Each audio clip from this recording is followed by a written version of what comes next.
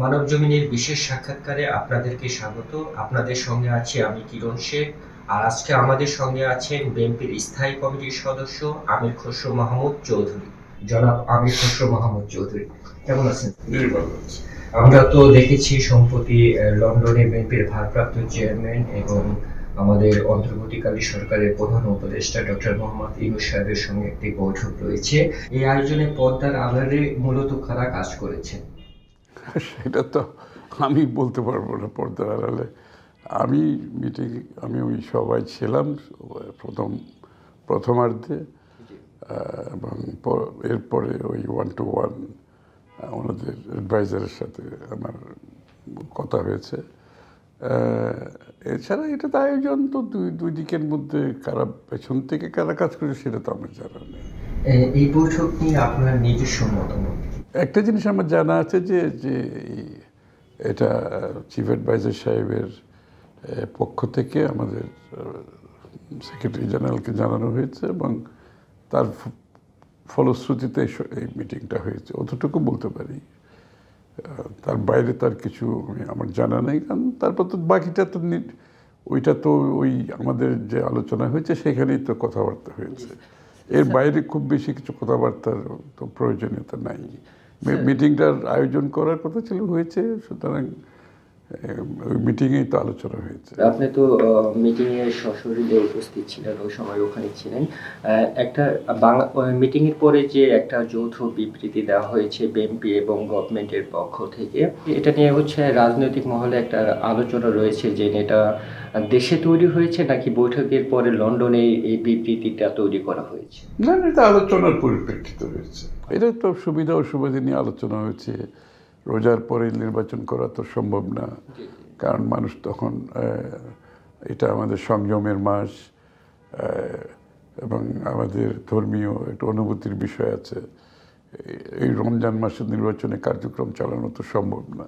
ওয়ালটন আবারও মিলিনিয়ার অফারে ওয়ালটন ফ্রিজ কিনে আপনিও হয়ে যেতে পারেন মিলিয়নিয়ার। মিলিনিয়ার ছড়াছড়ি দেশ জুড়ে, এটা শুধু ওয়ালটনই পারে। একটা সংযমের মাসে এত বড় একটা নির্বাচনী যজ্ঞ পার করা তো সম্ভব না। তো এগুলো অনেক কিছু আলাপ আলোচনার পরে সবাই স্বার্থে, দেশের স্বার্থে, জনগণের স্বার্থে সিদ্ধান্ত নেওয়া হয়েছে। লন্ডনে বৈঠকের বিষয়ে রাজনৈতিক মহলে আর একটা বিষয় হচ্ছে আপনার আলোচনা হয়েছে যে এই বৈঠকের পিছনে সবচাইতে বড় ভূমিকা ছিল বিএনপি চেয়ারপারসন বেগম খালেদা জিয়ার। এই বিষয়ে যদি আপনি কিছু বলতেন। বেগম খালেদা জিয়া তো উনি তো একদিকে যেমন আপোষহীন, অন্যদিকে আবার দেশের স্বার্থে অনেক স্যাক্রিফাইসও করেছেন, অনেক কিছু ত্যাগও করেছেন, নিজের জীবনও ত্যাগ করেছেন, অলমোস্ট ওনার জীবনের ঝুঁকি নিয়ে কাজ করেছেন। সুতরাং বিএনপির মতো এত বড় দল, জনাব জিয়া রহমান সাহেবের দল, দেশনেত্রী বেগম খালেদা জিয়ার, আপনাদের সেই পথে যে দেশের জনগণের স্বার্থে যখন যেটা প্রয়োজন এবং সেটা আমাদেরকে করতে হবে। আন্দোলন করতে হলে আন্দোলন করতে হবে, আবার দেশের স্বার্থে যদি কোনো কিছু ত্যাগ করতে হয়, কোনো কিছু আমরা যদি মেনে নিতে হয়, সেটা জনগণের স্বার্থে, দেশের স্বার্থে, গণতন্ত্রের স্বার্থে আমাদেরকে করতে হয়। তো বিএনপির ট্র্যাক রেকর্ডটাই তো এরকম। লন্ডন বৈঠকের পরে ওখানে হচ্ছে একটা সমঝোতা হয়েছে বা বার্তাও এসেছে যেন ফেব্রুয়ারিতে নির্বাচন হওয়ার সংকট বা সংশয় কি কেটে গেছে? আমি তো কোনো সংকট দেখতে পাচ্ছি না। যেখানে ফেব্রুয়ারির প্রথমার্ধের কথা বলা হয়েছে জয়েন্ট স্টেটমেন্টে, সেখানে সংকটের কোনো কিছু তো আমরা দেখতে পাচ্ছি না। আমি তো মনে করি দেশ নির্বাচনের টানেলের মধ্যে ঢুকেছে এবং ইতিমধ্যে আপনারা দেখেছেন নির্বাচনের কার্যক্রম শুরু হয়ে গেছে সবার পক্ষ থেকে।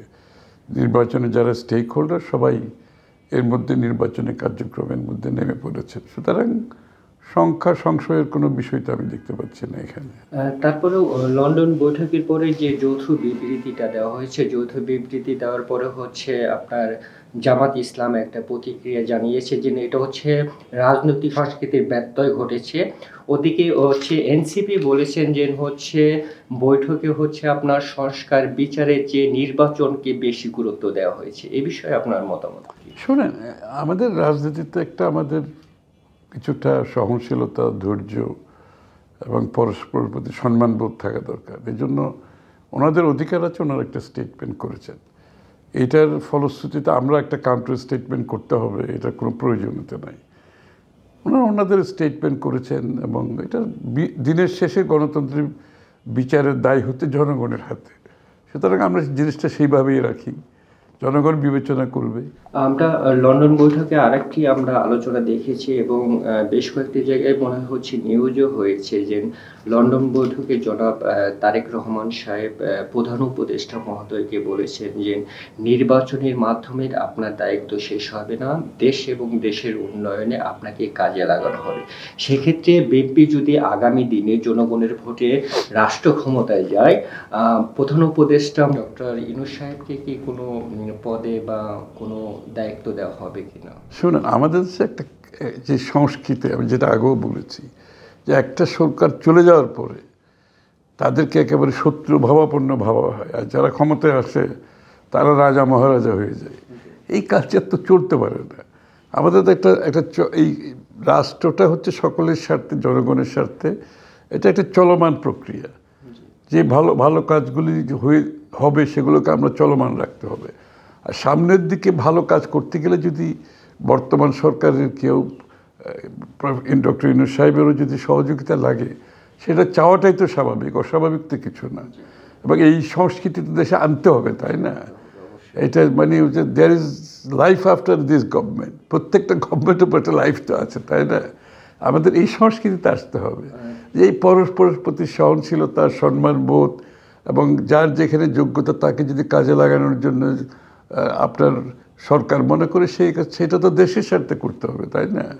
আমাদেরকে সবার উপরে মনে করতে হবে বাংলাদেশ এবং বাংলাদেশের জনগণের স্বার্থে আমরা রাজনীতি করছি। সুতরাং সেই স্বার্থ পূরণে যে কোনো কারোর সার্ভিসে যদি প্রয়োজন হয় তাদেরকে আমরা ডাকলে অসুবিধাটা কোথায়? যে ওনারা চলে যাওয়ার মানে এই নয় যে ওনাদের সাথে চিরতরে আমরা বিদায় করে দিলাম আর বাকিরা চিরতরে দেশ শাসন করবে। এই মন মানসিকতা থেকে বেরিয়ে আসতে হবে। আপনারা তো হচ্ছে দীর্ঘ 15 বছর বিভিন্ন রাজনৈতিক দলগুলোকে নিয়ে হচ্ছে যুগপৎ আন্দোলন করেছেন, যারা এখনো আপনাদের সঙ্গে আছেন। তো আগামী নির্বাচনে বিএনপি এককভাবে অংশগ্রহণ করবে নাকি সমমনা দলগুলোকে নিয়ে জোটগতভাবে নাকি সমঝোতার ভিত্তিতে অংশগ্রহণ করবে?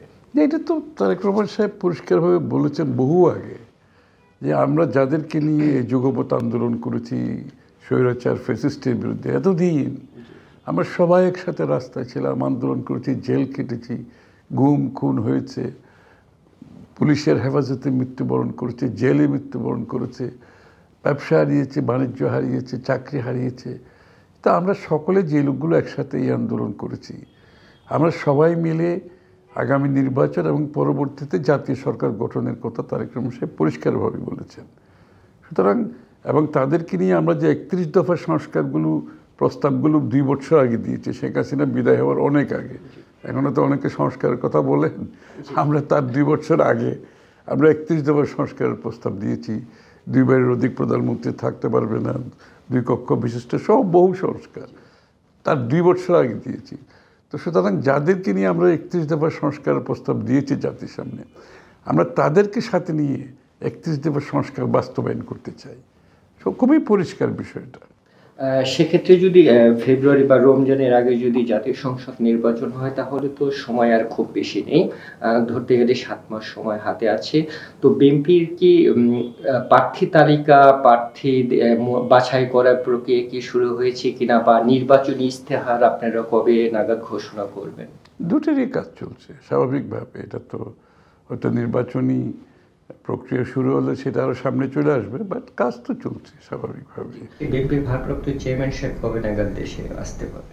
উনি তো প্রস্তুতি নিচ্ছেন আসার জন্য, 2 দিকেই প্রস্তুতি চলছে, ওনার পক্ষ থেকেও প্রস্তুতি, দেশেও উনি আসার প্রস্তুতি চলছে। তবে দিনক্ষণ তো সেটা উনি নির্ধারণ করবেন, সেটা বলা যাচ্ছে না। বাট আমার মনে হয় না খুব বেশি দেরিতে, এরপর আর দেরি হবে বলে আমরা মনে করি না। উনি দ্রুততম সময়ে দেশে আসবে, এটাই জাতীয় উপেক্ষা করছে। ওনার প্রত্যাশা, বিএনপির নেতা কর্মী সমর্থক সহ সমস্ত জাতি তার প্রতি যে আস্থা রেখেছে আন্দোলন সংগ্রামে ওনার নেতৃত্বে, সেজন্য ওনার অপেক্ষায় তো আমরা সবাই আছি, সারা দেশ আছে। তো উনি সেটা উনি এই জন্য যত তাড়াতাড়ি সম্ভব উনি আসার চেষ্টা করছেন। দিনক্ষণটা হয়তো ওনার পক্ষ থেকে যে কোনো সময় উনি বলবেন হয়তো। বিএনপি চেয়ারপারসন বেগম খালেদা জিয়া, সাবেক প্রধানমন্ত্রী, উনি কি আগামী জাতীয় সংসদ নির্বাচনে অংশগ্রহণ করবেন? সেটা তো ওনার সিদ্ধান্ত, সেটা এই মুহূর্তে বলা যাবে না। নির্বাচনী কার্যক্রম শুরু হোক, কে কোথায় নির্বাচন করবে এগুলো তো কোনো সিদ্ধান্ত এখনো হয়নি। নির্বাচনী কার্যক্রম হওয়ার পরে সেই সিদ্ধান্তগুলো আসবে। তারপরে ম্যাডামের স্বাস্থ্যগত বিষয় আছে, অনেক বিষয় আছে, তো এগুলো পরবর্তীতে সিদ্ধান্ত হবে।